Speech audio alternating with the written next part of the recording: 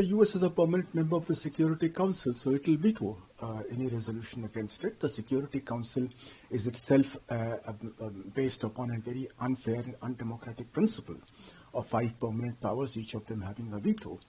And these 5 permanent powers have always been violating international law with impunity all these years. So the Security Council has been an important body for almost all its existence, and certainly for the last 14, 15 years, it has done absolutely nothing in the case of the various wars that have been taking place and the violations of international law by the big powers. India's response is in line with its attitude and its responses to earlier such violations by the big powers and by other countries. India did not condemn Putin's invasion of Ukraine. India was fairly mild in whatever it said about Israel and Gaza.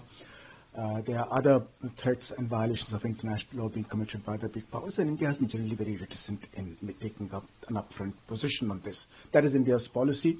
One can agree or disagree with it, but that's the position. As far as the impact on India is concerned, I don't think it should have much of an impact because our trade relations with Venezuela are very limited. The oil is the major export of Venezuela. We don't have too many exports to Venezuela. So I don't see much of an impact on us. But yes, the fact that a superpower has violated international law with such impunity has to be looked at very seriously.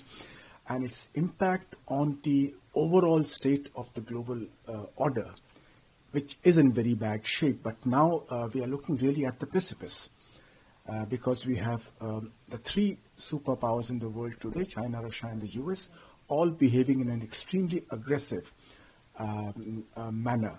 So what impact this will have on the global system, that will have to be looked at very carefully because, after all, as a country that wants peace for its own development, we will be impacted by all these international developments. This is just the kind of thing that we have to watch out against because these big powers, they realize that they can get away with anything.